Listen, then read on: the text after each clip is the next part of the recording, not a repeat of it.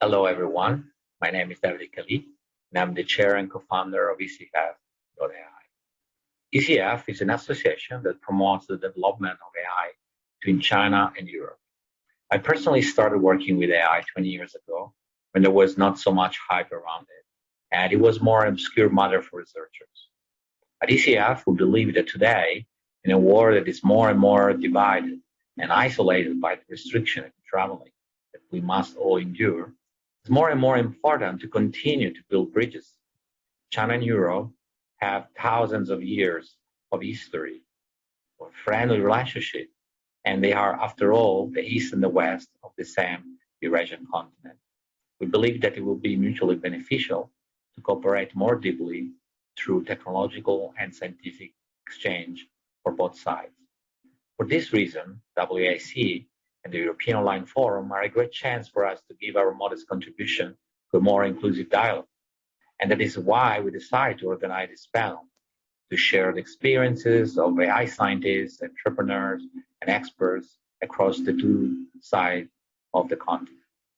I have to personally thank my colleague and co-founder, Professor Filippo Fabrocini, to have volunteered to organize and now soon moderate this panel.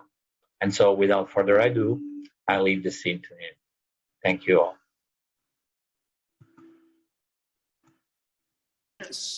This panel is among a series of panels that the World Artificial Intelligence Conference 2021 is organizing.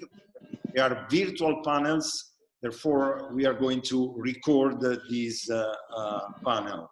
And the topic of this panel is all about how to increase the cooperation between China and Europe in the field of AI.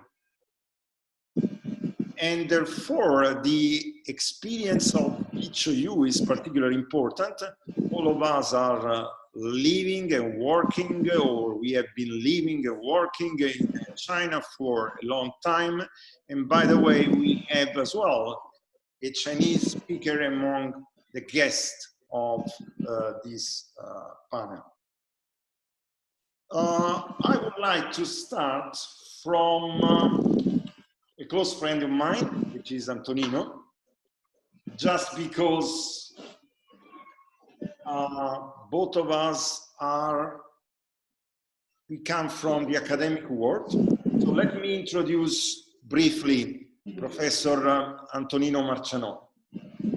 So he is associate professor in the Department of Physics at Fudan University, where he's teaching quantum field theory and cosmology. And he is as well the team leader of the research group on cosmology and high energy physics within the Center for Field Theory and Particle Physics at Fudan University. In the past, Professor Marciano has been working in the Department of Physics at Dartmouth University in USA, in the Department of Physics at Princeton University in USA, and in the Department of Physics and Astronomy at Haverford College in USA. Professor Marciano is the author of more than 100 publications, including a couple with the moderator of this panel. I must introduce myself. My name is Filippo Fabrocini.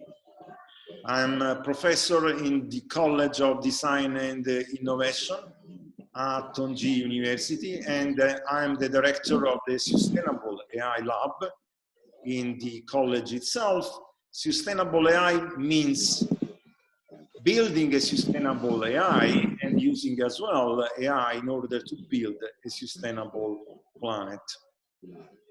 My main areas of interest are machine learning, traditional machine learning, quantum machine learning, and ethical AI. And I'm interested as well in the relationship between AI and art. And actually, I am the founder of the Tongji University Art and AI Lab. So, my question to you is the following. It's a very simple one. What is your specific contribution to AI research in China? I know that you are working on AI since a couple of years, right? And you are working on AI from different viewpoints, because you are working on AI from a theoretical perspective. We are working together, actually. But you are working on AI as well from an applicative perspective, right? So I would like to, I would like you to tell us more about this topic. So thank you, Filippo. First of all, let's say, as you said, I'm a physicist. I'm a theoretical physicist. So my research, my expertise come in the interface between quantum physics and gravitation. And then, I mean, I developed some tools that I applied mainly in quantum gravity and high energy physics studies. Until about 2 or 3 years ago, I started walking around Beijing with Filippo, who was mentioning me the problem of generalization in deep neural network. And immediately there was something that interested me a lot. So the possibility of trying to use some categories in physics, which is the one of symmetry. And symmetry is what allows to generate dynamics. And at the same time, use another topic which is extremely important in physics, which is the one of quantumness. So then, I mean, through the interaction, we try to build a kind of a dictionary in order to concept from there is some background noise from someone, I don't know who, which is going to cover your voice. So go ahead. So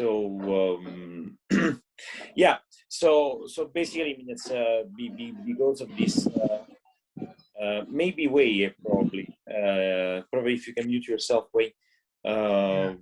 It could be that, I mean, it's you're so anyway, so the point, as I was saying, is that okay, thank you very much.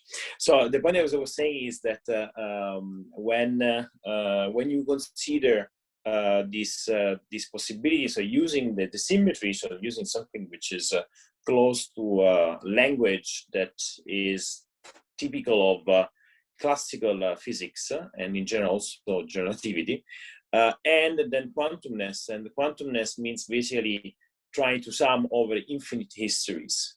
So, and the quantum machine learning paradigm that we're trying to push forward with Filippo is exactly this. So basically, instead of having a certain finite sum over the layer, we're considering infinite amount, and we are considering infinite trajectories. So, which is basically how to say infinite filters. And this is something that we can do in quantum physics very easily if we use some formalism that encodes graph. So we map data with graph, and this graph are called quantum neural network, topological quantum neural network. We also map to a paradigm, this paradigm of quantum physics, topological quantum physics, which is used also to describe a certain kind of material, which are called topological material, among which notably graphene. So we immediately saw there was a huge possibility to make a bridge between some topics, the one of, let's say, nanotechnologies, actually can be also mapped into proteins, so to protein folding. And then, I mean, it can be also used to match with the pharmaceutical industry, can be used, of course, to match with the automotive driving, can be used to match with, let's say, condensed matter and nanotechnologies. Let's say that, I mean, let's just say this, and then, I mean, it's a stop, because, I mean, there were many. But the idea is that this bridge should be eventually valuable, because these quantum algorithms that we're trying to develop, since they sum over infinite amount of filters, they allows for basically refinement and much more power than the previous algorithm. So basically, they're more precise.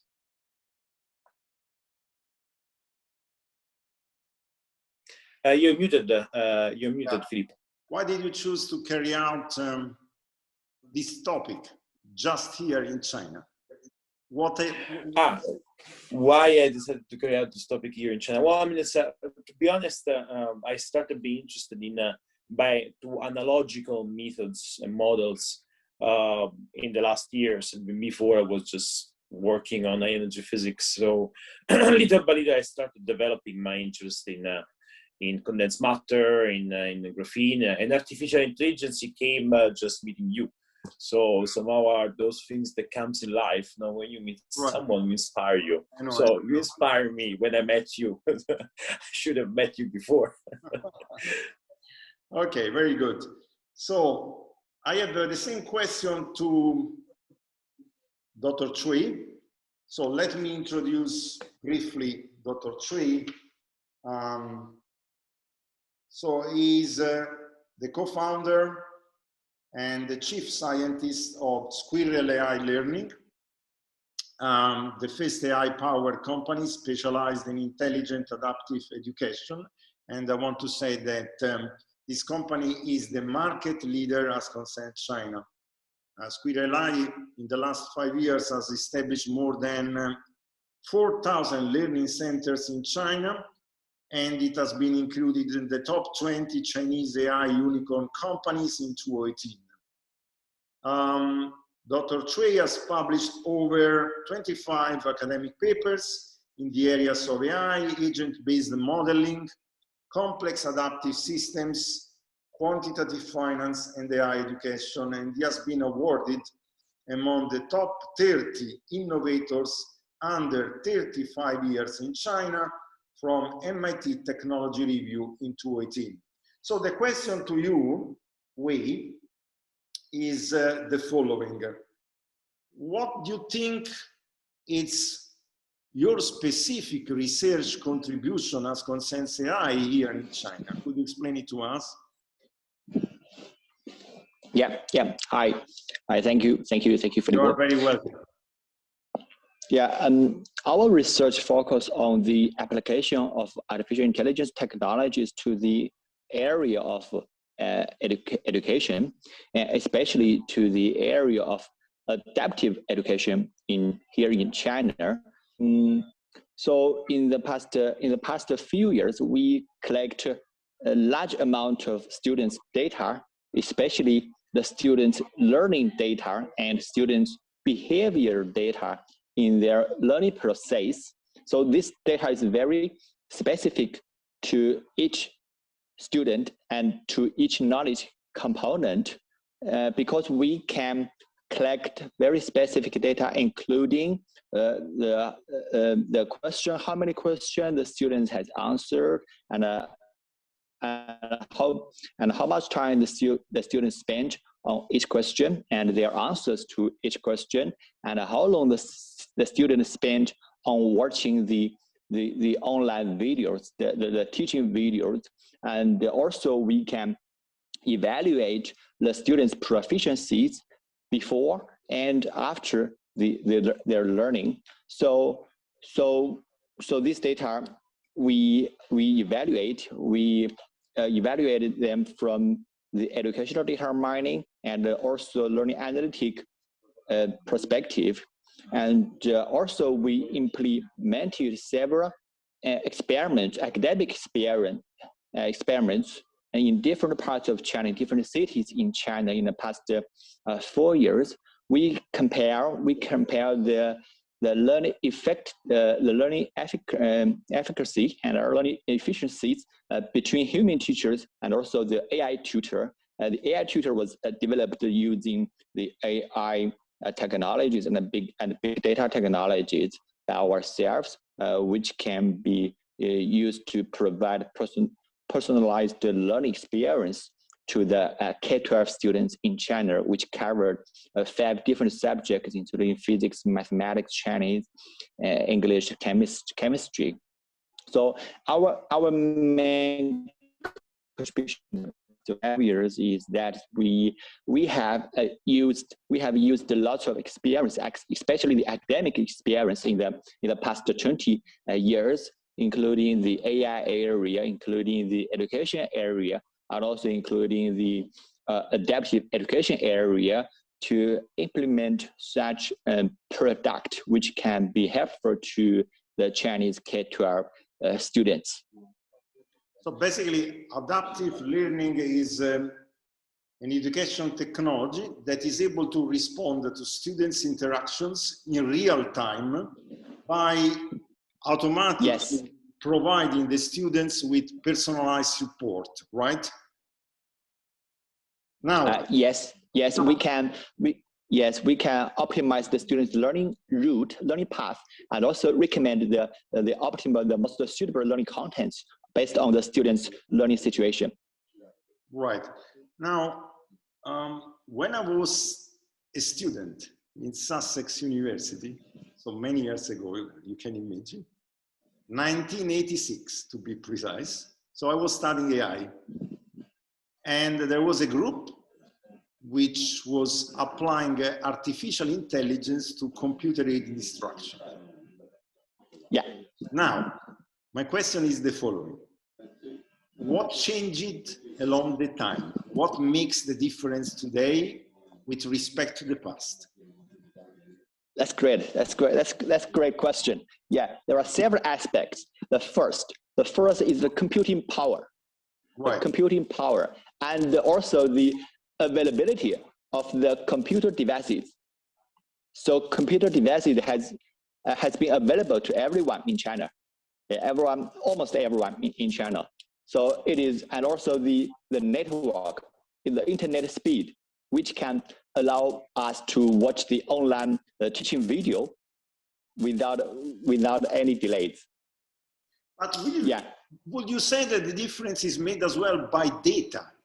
You can use also a huge amount of data. We will not. Yes, right. We will never be able to use such a huge amount of data. I mean, it was impossible at the time. Yes, right. Based on the availability of computer devices and also the computing power, we can collect such amount of data of every student, and then we can analyze their behaviors. We can analyze the student's profile, and then we can better understand the student's learning situation. And using AI algorithm, we can make the optimal recommendations to them. Right. So we have been talking with someone working in a department of physics, Professor Marciano, right? Then we have been talking with someone working in a very large company, AI company, Squirrel AI. And now I want to talk with, amazingly enough, with an artist. And he's an artist which is making use of AI in order to generate his own artworks. So let me introduce him one moment. So his name is Celyn Bricker, and he is an artist from UK. And in his work, he explores technology, our relationship to nature, and the tension between the individual and the collective, as well, as I told you before, by using AI technology. He has exhibited in many venues, including the prestigious UCCA gallery in Beijing. I want to say that UCCA is the main gallery in mainland China. And besides many other venues in Europe and in Asia, he is a visiting lecturer in the Institute of Cultural and Creative Industries at Shanghai Jiaotong University. And in the past, he has been the head of History of Art at the Central Academy of Fine Arts in Beijing. Now, my question to you, Celyn, is the following. What is AI providing to you in terms of artistic research? What makes the difference between using AI and using a more traditional tool, like, for instance, the brush? This is my question. Thanks, Filippo, and thanks for the invitation today. Yeah, it's a great honor to be talking amongst you guys. I wouldn't expect as an artist to have such impressive company. So as to your question, yeah, AI is a tool, much like a brush. But more interestingly, it can also be a collaborator in a certain sense, or it can have unpredictable outcomes, which are interesting to explore as an artist. And so most of the work I've been working with GANs of different kinds. So it's about exploring. Maybe we should explain. Maybe we should explain what GANs are. GANs are a kind of neural network, but better to say they are called generative adversarial networks. Basically, they are two neural networks playing against each other, right? Yes, exactly. Yeah. And so you can use these. Sorry for interrupting. No, thank you. So yeah, you can use a GAN or a generative adversarial network to generate new images or new content. So in a way, I've been thinking of in a sense, the collection of the data is a little bit like the mixing of the paint. If you're keeping with the brush analogy, because once you're familiar with the kind of output that a particular GAN can produce, when you combine the data, or you curate the data basically, because you're curating in a way the experience of that machine, of that GAN. So it's by the selection of the data is like I was saying, like mixing the paint, and then you get the output, which again you can't really control, but by manipulating the input, you can have some effect on the output. So a lot of my work is exploring nature and using natural forms and seeing what these different algorithms are able to produce. But I have a question, because I've been organizing an AI art conference recently, right? Mm-hmm. So the question is a very common question. I mean, do you still feel like the creator of your own work of art? Do you still have this feeling, or do you think that the machine is creating something? The machine is the creator of the work of art? I'm actually interested in that tension, really, between those things. So, I mean, I've made a piece which is a bit long, complicated to explain it in here, but it was using a text-to-image algorithm. And that was definitely trying to explore the idea of the kind of autonomy of the machine, and sort of question the role of the artist in the work. Sometimes I feel much more in control of the output, and other times I feel the machine has had a greater role in terms of what is produced. But ultimately, I am the one collecting the data and putting it through the machine, or having the concept, the particular concept. So it feels more kind of collaboration, but it's a collaboration, I would say, which is going to augment, to amplify your own skills, your own capabilities. I would say this way. Is correct? Yes, as I guess AI is in many fields. It's this augmented effect where it's amplifying or extending the reach of a human. All right. So let me move to another question. Thanks for your answer, Celyn. All right. So the next question is to all of you, I would say. So the question is, what are the main challenges you found along the way when carrying out either research or business here in China? And I'm speaking mainly to the Western speakers in this case. So I would like to start from, I would say, Peter. So let me introduce Peter. So Peter Vesterbacka. is an entrepreneur from Helsinki in Finland, sorry. He likes to say from the finest Bay Area at the heart of Eurasia, and actually he's playing with the word finest. Finest in the sense of the most attractive, the most beautiful, but finest as well in the sense that the word finest is a crisis between two words, Finland and Estonia. So Peter has been, he has an amazingly CV. He has been the co-founder and CEO of a number of brands such as HP Bazaar, Mobile Monday, Slash. I would like to mention that Slash is among the largest startup events all over the world. And he has been the co-founder and CEO of a company called Angry Birds. It's a very popular video game. I'm sure that all of us have been playing with this video game in the past years. Peter is a colleague of mine as well because he's also a adjunct professor of innovation and entrepreneurship at Onji University. And I want to mention that Time magazine has named Peter one of the 100 most influential people on the planet in 2011. So the question to you, Peter, is the following. Again, what are the main challenges you found along the way when carrying out research or business in the AI field here in China?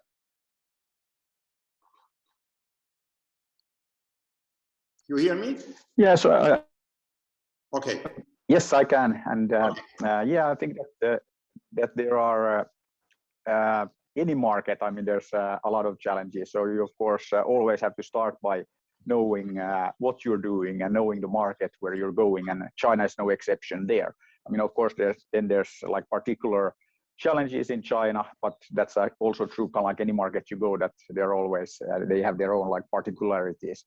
But I think that yeah, I mean, start by saying that China is different, but it's also kind of like the same. So it's kind of like not that different. Again, in what you really always need to do is you need to really invest time and effort in understanding kind of like how it works and how you know, to then establish a presence in China. You need to find the right partners. You know, so again, no different from anywhere else. But I think that there are many people who just like come to China and then, oh wow, this is like huge. There's lots of people, massive markets, you know, massive opportunity. And I always say that, yeah, fine, you can visit like once a year and, you know, like make that observation. But if you are really serious about China, then you need to be there, like on the ground, work with the people. And basically, I don't live in China, but you know, in non-pandemic times, I typically visit China like twice a month. So you could say every other week I'm there. And I think that's really what it takes if you want to maintain kind of like the relationships. And I think one thing, I mean, coming from Finland and our part of the world here, you always start kind of like by trusting people. And I think then in China, it's a bit different. You need to build that trust. And that's one thing that is very, very important. And in any business, of course, technology and, you know, like everything is important, but it's always about the people. So you need to invest effort in building that trust, getting to know the people. So I think that that's, you know, no matter if you're building, doing AI, or if you're an artist, I think that it's, you know, all the same. So basically you don't find amazing differences between working in China, carrying out business in China, or in Europe. This is your point, right? I mean, I would say that if you're Chinese and you come to Europe, it's equally overwhelming. So I don't think that there's like, you can't get away from this, that you need to understand what's going on. I mean, it's kind of like, it's easy for us Europeans to do business in Europe, or at least in theory. But you know, because we think we know what we're doing and we know the environment, and I think that it's kind of like, again, I don't think that it's, you know, that much easier if you want to kind of like establish, you know, like a business in the US. We all think that we know how it works because we watch American TV and movies and all of that. So we're kind of like, you know, half American or something. But the thing is that you still have to take time, and you have to kind of invest in understanding how it really works. So my point is really that yes, China is different, but so is pretty much like any country on the planet, that you shouldn't have this kind of like illusion that it's somehow easy. And I think that it's equally challenging for us going to China than or what it is for Chinese people coming to Europe. So I think that again, you have to understand what you're doing, basically. Good, thank you so much. So let me move. I wish to ask the same question to Mr. Tomasello. So Mr. Giuseppe Tomasello is a very young tech entrepreneur based in China, and he is the founder and CEO of Edugo.ai, a company which is making use of AI in order to enhance and redefine the didactics of language schools and universities around the world. So I wish to ask the same question to you, because you are leading a startup company. I know that your company is going very well. You have been growing very fast during the last 2 years. So my question is again the same question. Do you feel any particular challenge when working here in China with respect to Europe or with respect to your own country, Italy? Yeah, first of all, thank you so much, Filippo, for introducing me and my company and to inviting me to the panel. I feel really honored actually to share the panel with all of you. I guess like my perspective in this panel is from like, someone who is actually starting out. I know you guys have already accomplished amazing things in business and career. And so my perspective is actually for someone who actually starting a business in China and actually starting an AI company here in China, and what are the challenges. So I would like to bring this into the table and into the discussion. So according to my point of view, actually, I've been living in China for 6 years now. And I have a little bit of a global background because I've been living in the US, South America, Africa, and Middle East. So and of course, Europe, because I'm Italian. And so I've been actually experiencing businesses a little bit around the world. But to come back to the question of Filippo, actually, here in China, there are really special elements that you need to consider whenever you're starting a business here. So first of all, I would like to say that it's not only about AI businesses. I think actually AI is just a specific kind of technology used in a business, but there are more broader problems that you need to face whenever you start any kind of business. And actually starting with AI sometimes can be even like a bias, because you want to have a technology and then you don't understand what are the end users. I think it's always better to start with the end users and then try to come up with what are the technologies that you need to adopt in order to find a solution for the end users. Okay, so from the China perspective, I've been actually running a team of developers here in Shanghai, and I find actually like a lot of problems in having, as a foreign entrepreneur, someone who's actually like running a team of developers, of Chinese developers. First of all, I have to say it's really difficult to attract talents. So I'm sure like Wei has a completely different experience being Chinese. Me being a foreigner, actually, that's a really difficult task, is to attract Chinese talents, especially AI talents, in joining a foreign startup. So that's actually the first limitation as a foreign entrepreneur to be here in China, right? And also the cost. So it's really expensive to hire Chinese AI engineers, especially from top universities, if you compare to other parts of the world. So that's a little bit what has been actually the limitation that I found whenever I want to start my business here. I have to say there are a lot of advantages as well. So I would say that the ecosystem of education technology here in China is really rich. And I would say is the best ecosystem you can find all over the world. Right now, I think here in China, you can find the most innovative companies that are doing really amazing innovation in terms of AI in education. And actually, Squirrel AI is one of those companies that I really admire, and I think that you guys are doing an amazing job. So one of the reasons why I believe it's really good to be here in China is to get inspired by all this innovation happening here. And actually what is happening right now in my company is that we are bringing a lot of this kind of like innovation and innovative thinking from China to the world. And actually what we've been doing in the past years, in the past year, especially because of COVID, is like we've been growing quite like our market in Europe and the US. And a lot of innovation that we built here in China, actually we're bringing to those other countries.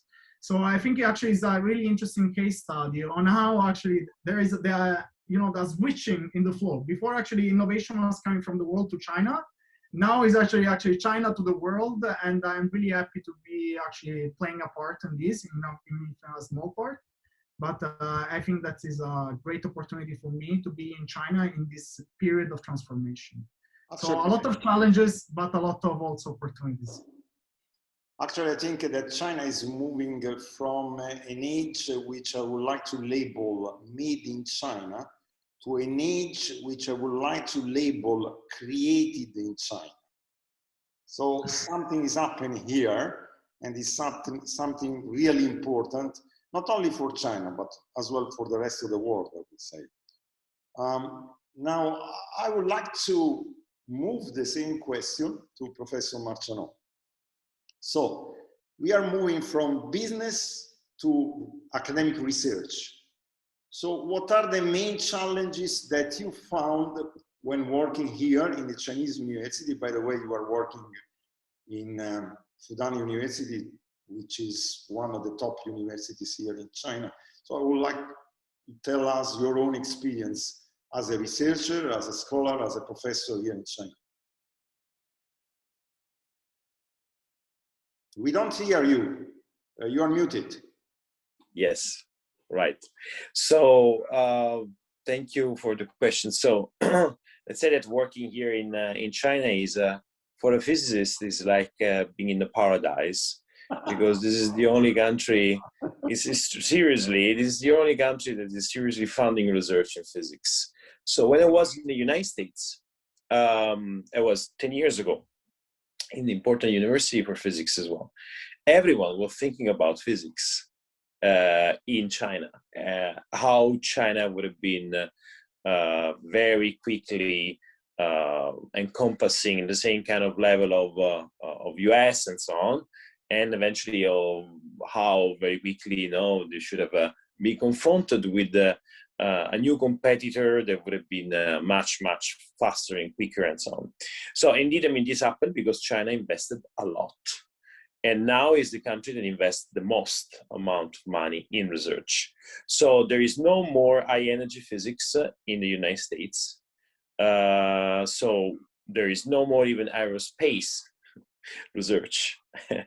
So, and there is here. So gravitational waves, just to mention the project that is the next one, the next two projects actually will be in Europe and in China. So one will be gravitational interferometers that most probably will be built in Sardinia, which is the Einstein telescope. And another one will be 3 satellites that will be orbiting in geodesic orbits, in heliocentric orbits, which is LISA. And China has 2 projects for 3 satellites orbiting around the Earth and the 3 satellites orbiting around the Sun. And each one of these projects is billion of dollars or euro. And then as the project to build a great accelerator, which is 3 times bigger by diameter than the current one, LHC in Geneva. And that will cost more or less 6 Olympic Games. So this is something that only China can do. So, and of course, I mean, this is a huge amount of money. Then, I mean, this is everywhere in every kind of field. Okay, so like, I mean, my research is very much also into phenomenology of particle physics, and I mean now also currently in condensed matter and artificial intelligence. And of course, I mean, it's once you have so much money, I mean, money flows everywhere. So there's also some money that can arrive now to theorists like me, also because we are all part of a process. And a lot of things, a lot of parts, industries and so on will would be developed for these big enterprises, the big challenges. Because of course, if you want to build a great hadron collider, you need also magnets of 20 Tesla.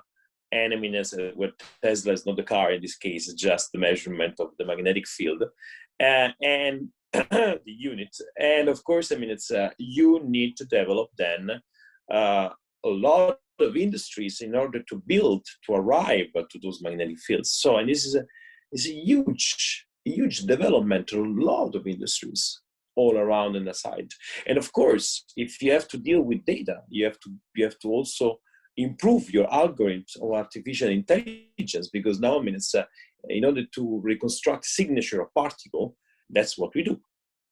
So this would be also a matter of business for every one of us, including also commercial business. So this is why, I mean, it's like I came here in China. It was at the onset of all of this. Now it's really booming. So it's perfect time to be here. Good, thank you. Now, I have a question to Dr. Cui. I introduced him before, so I don't need to introduce him again. So the question is, how to say, very specific. So a number of scholars, I can mention some of them. I guess you know Judea Pearl or Luciano Floridi. A number of scholars are starting to talk about a new AI winter due on one side to the many hypes surrounding AI, but as well on the other side on the fact that neural network technology is like hitting a kind of wall, right? So I would like to know what your opinion is about this topic. Do you perceive any AI winter in the future, as some scholars are predicting? It's good. That's a very good question. Yeah, my understanding is that from some perspective, it is AI winter, but from the other aspects, it's not AI winter from my understanding. The reason is as follows. Currently, you know that in China, it's the age of digitalization. So every industry is going to be digitalized. So everything needs to be online, and more data will be collected in every industry. And this time currently, it's just the beginning. It's just the beginning of collecting all the different kinds of data. And we know that the leading AI algorithm at this time is the deep learning. The representative is deep learning. Deep learning is using big data. So it's finding some new information from the large amount of data. So after we collect such amount of data, we can use more AI. We can be more informative from the data. So I don't think from this perspective, it's not the AI winter. Actually, it's just the beginning of the use of AI in every industry. And from the other aspects, someone says it's AI winter because currently there are some limitations of the existing AI. Also as said by Hinton, and as Judy Pearl proposed some reasoning AI, but it's not. But it has been not been largely applied in different areas. So from this perspective, there are limitations of existing AI, and also there will be new development, and also even there will be revolutions of the AI area. So from this perspective, there are some. I would say that it's the limitation of the existing AI, is not the winter of the existing AI. That's my opinion. I understand very well your point of view. Yes. And I should mention as well that your company is working someone called Tom Mitchell. Yes, yes, right. Yeah. Which is among the fathers of machine learning, right? Thank you. Yeah. Not longer the chief advisor of your company, right? Chief advisor of your company. Yes. So yeah, he did a lot of contributions. What is his opinion about this point? Did you discuss with him about this point? Pardon, sorry. Would like to ask you, what is Mitchell's opinion about the... Mitchell's opinion. Yeah. Actually, I cannot represent him, Tom Mitchell. Yeah, but I can say that the Tom Mitchell is believing in us. Is believing in the future of adaptive education, and he believes in the application of AI in very specific area, including education and also including medicine. Right. I had the opportunity to listen to the conference of him about what you are doing with AI about adaptive education. Right? Yes, he's very. Yeah, we have. He's very enthusiastic. So now let's put the same question to Mr. Tomasello, because you're working with AI as well, and I don't know if you feel any limit about the AI technology. Yeah. I think actually that the answer to your question is in the question itself, because like the opinion is expressed by scholars, which I think actually they are of course like amazing technical capabilities, and nothing to criticize scholars, of course. No offense to all the scholars in the panel today, but what I want to express is the fact that right now, there is a huge difference between actually the previous AI winter and actually the current stage of AI today.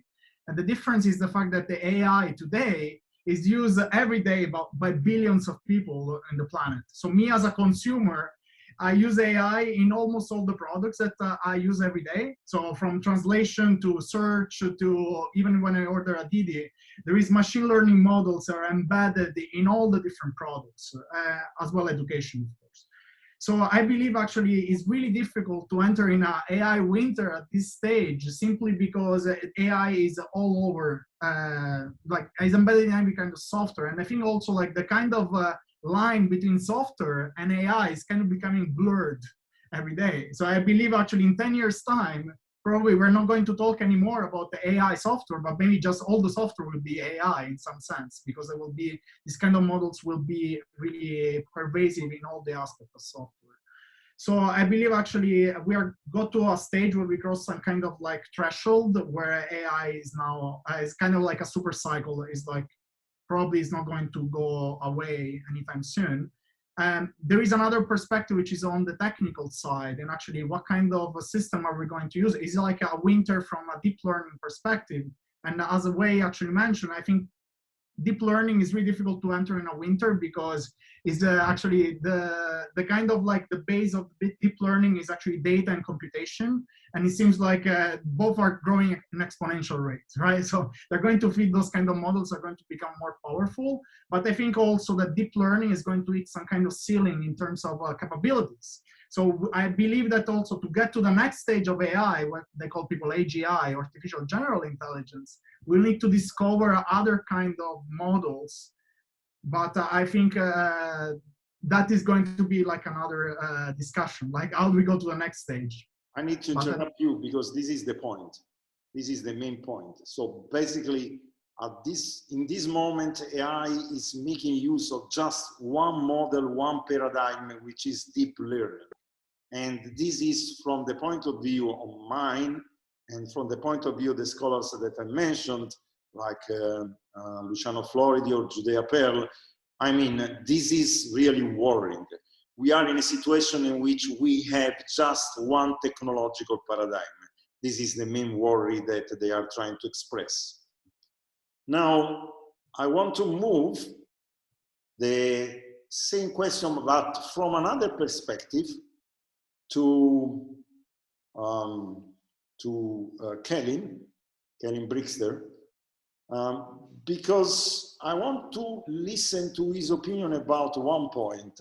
So a number of artists are using AI in order to generate their own artworks. I can mention some of them, Memo Akten, I can mention Refik Anadol, Sofia Crespo, and so on.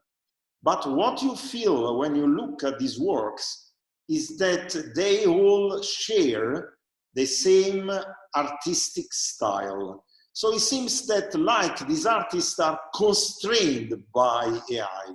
What is your opinion, Celyn?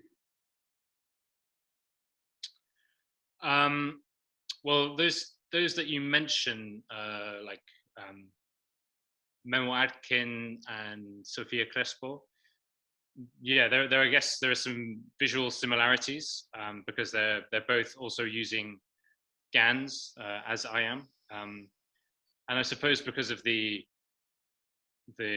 limited number of models that people tend to use, or the similar structures to the GAN model, mean that the visual output can be similar.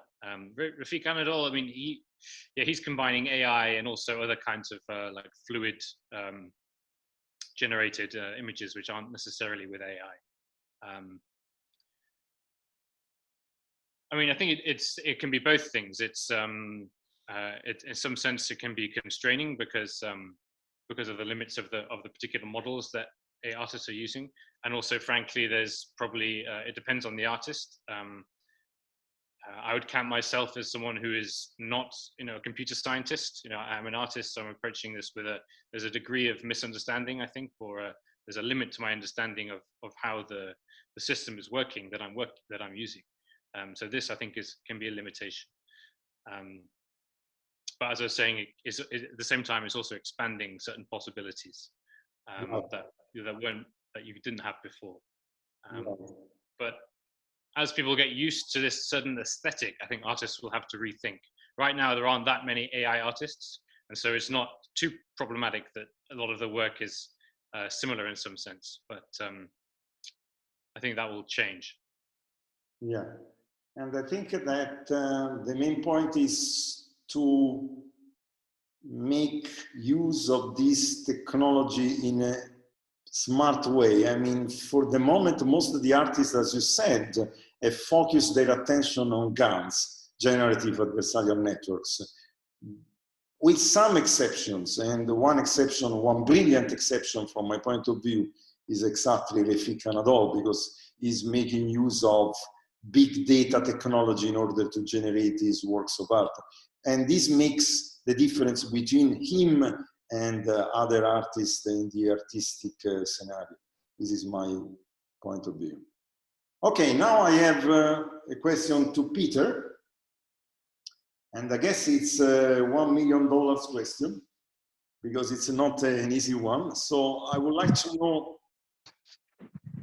what advice, if any advice, would you provide for enhancing the cooperation between Europe and China as concerns AI from a technical, scientific and commercial point of view? This is my question.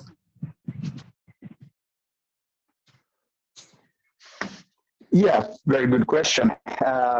Also, a big comment on like the AI winter and all of that. I mean, being here in Finland,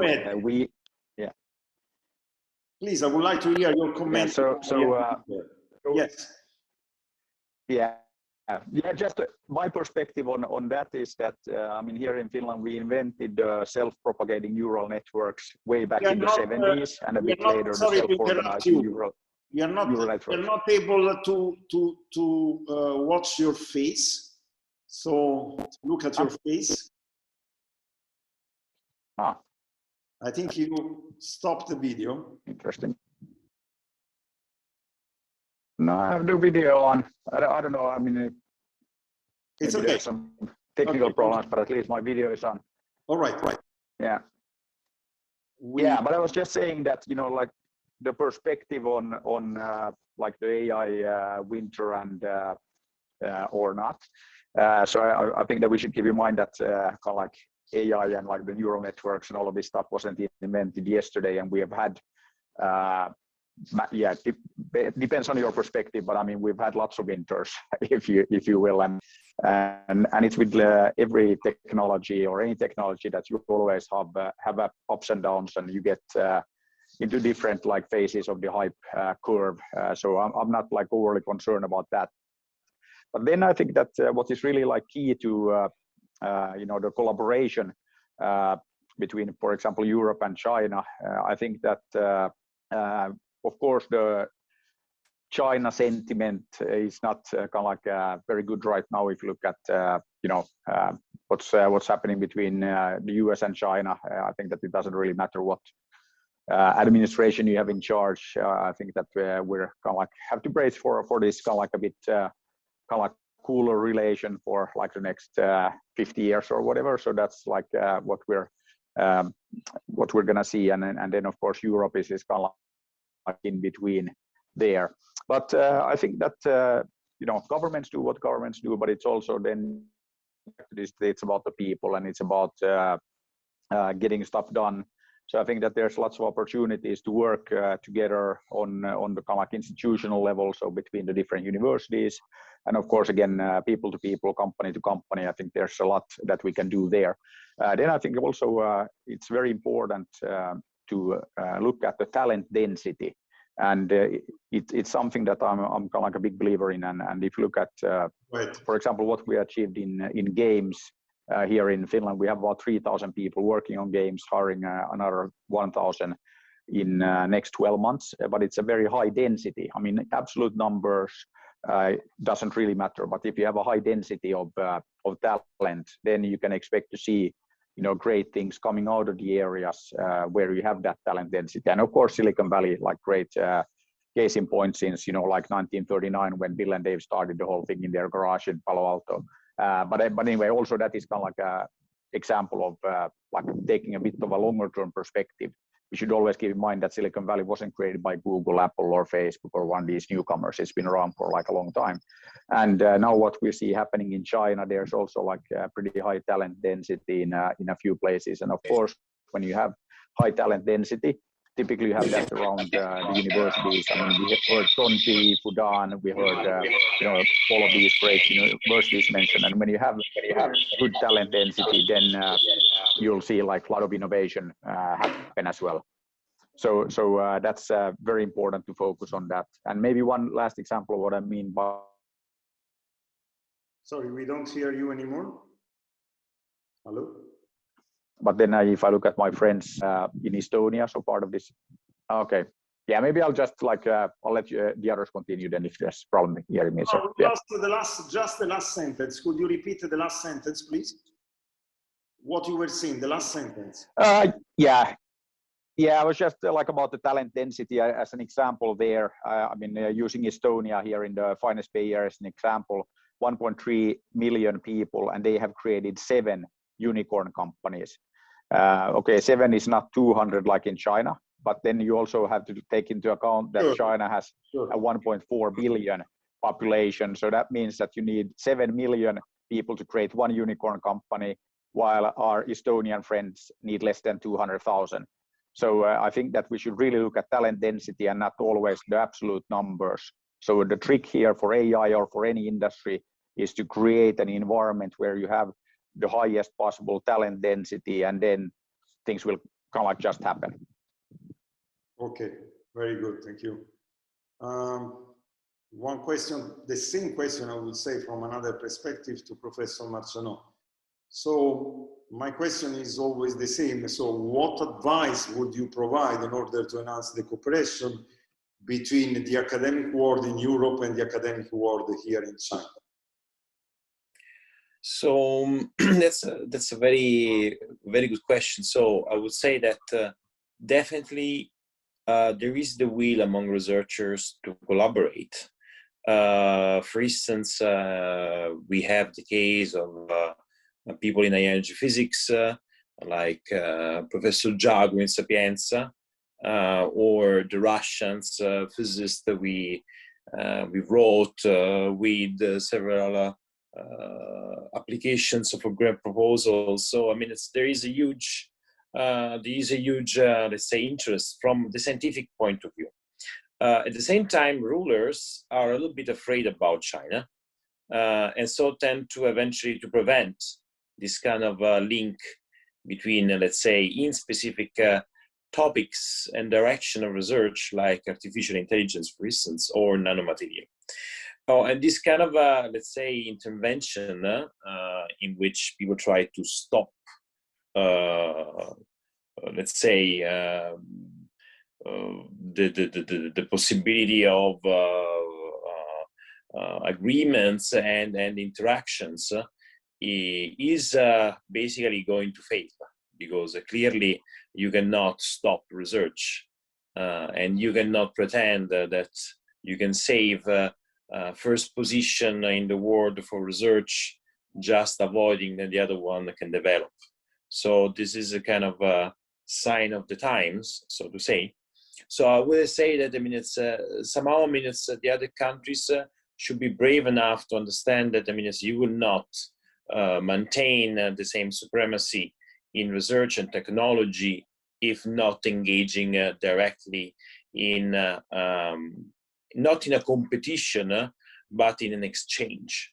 An exchange in which, I mean, it's everyone at the end of the day will take something out of it. So in this exchange, a lot of European companies, American companies may also grow. Just building wall is not going to drive anywhere. No, not even in science, for sure. I mean, for sure, as scientists, we don't do that. We avoid doing that. Okay, so last question, and again, it's the same question to Dr. Cui.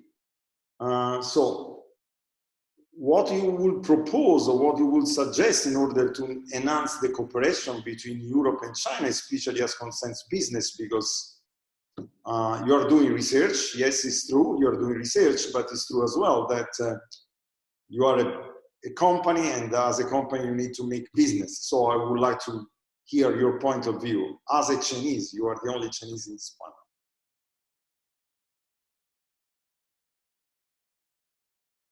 We don't hear you because you're Okay, yeah.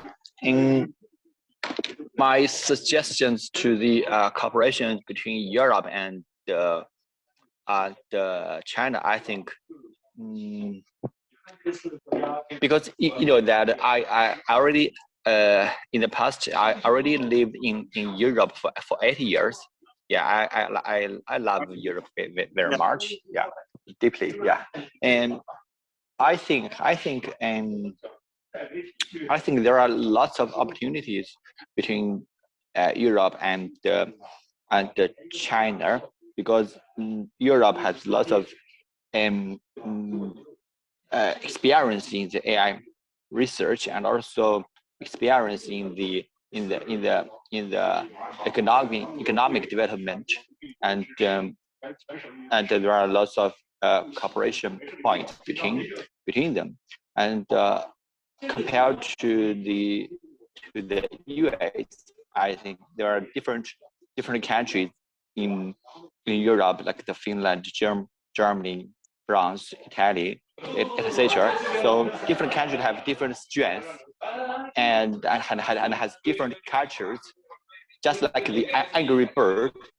Angry Bird was developed in Finland, but it has been popular in anywhere in the world, especially in China. It's very popular. So I think, from many perspectives, we can learn from the Europe, and we think we can have very good cooperation between China and Europe. But I think after the pandemic, after the COVID-19, I think there will be lots of cooperations between China and Europe. Okay, thank you very much. Filippo, actually, I would like to answer this question as well, because I think it's really interesting. And we believe that there are a lot of opportunities to enhance the collaboration between China and Europe in the AI industry. from many different angles. So from the scientific angle and also from the commercial angle. China is becoming the world leader in artificial intelligence. So China actually set up a plan that to become actually the next generation artificial intelligence development plan. It was set up by 2030 to become the world leader in artificial intelligence. On the other hand, there is a lot of research and a lot of great minds working in the AI space in Europe. So there are a lot of publications in the AI journals coming from Europe. And so those two regions in the world, I believe that they can have a lot of mutual benefit by collaboration. But there are problems. There are problems that emerge when you try actually like to have a collaboration between those two regions. And the problems I experienced myself directly from by building an AI company in China, as an Italian European building an AI company in China. And it's not easy. It's really tough. And actually, the main reason why it's difficult is because there is not a place that where I can go. There is not a network of people that can represent my interests in this country. So it's really like up to myself and up to my connections. And so it's been really tough to actually, from any kind of like commercial collaboration or also research partnership with institutions, I didn't find much support. So that's the reason why I was really motivated to co-found one association. Is called the European China Federation for Artificial Intelligence, ECF.ai. You can find actually our website, ECF.ai. And the reason why like we created this association, I created actually, one of the co-founders is the host of this panel, is Filippo Fabrocini, which has a lot more experience than I do, both from the corporate world and the academic research world. So I'm really honored to be co-founding this association with him. And the third co-founder is Davide Cali, which is the CEO of Expand, which is an accelerator that is in China that is helping startups to scale in China, in the Asia region. So the three of us actually, we felt this pain by working in the AI industry in China, and we know that this pain can actually be solved by having an association that is lobbying the interest of Europeans that are trying to build their business here in China. That's the reason why we found the association. I don't want to go too deep in talking about the details about the association, but if you're interested, you can go visit our website, ecf.ai, where you can find our manifesto, and we highly encourage you to take part of this association if you are like us, working in the AI space here in China. I think it was an interesting panel. Beside the accident at the very beginning, I'm sorry about this accident. I didn't realize that we were not recording. And I think that it was very interesting to put together different viewpoints from an academic point of view, from a business point of view, and even from an artistic point of view, because Celyn, Mr. Bricker, is an artist. And therefore, it was interesting to compare the different perspectives about AI, and about AI from China and from Europe, and China speaking to Europe, and Europe speaking to China. So I would like to conclude the panel this way. Again, thanking all of you, and especially wishing that the cooperation between this world here, China, it's not only a country, it's a continent in terms of population. We are talking about 1.4 billion people, and Europe on the other side is going to improve along the time, especially overcoming any kind of barrier that today we are perceiving, especially from a political point of view. This is my best wish at the conclusion of this panel, which was a friendly and intellectually stimulating panel. Thank you to everybody, and I hope that we will meet together again.